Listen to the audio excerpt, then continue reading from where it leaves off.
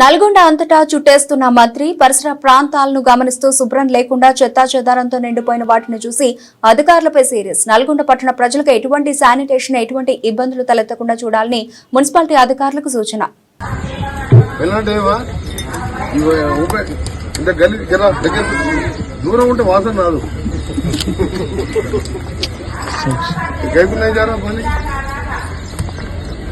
रमजान का है, रोजा दिन है, मैं आपको कुछ नहीं बोलना चाहता हूँ, कभी भी नहीं बोलता हूँ. रमजान नहीं हो रहना, कल उगादी है.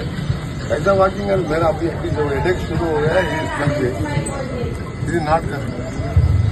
ये कल ट्रैक्टर लगा रहे, वहाँ से पूरा ये लेवल वो ग्राउंड लेवल पे कराएंगे. మొత్తం నువ్వు చేపియాలి, నీతో కాదు, కలెక్టర్ చెప్తా. మొత్తం ఆ లెవెల్ చేస్తాం.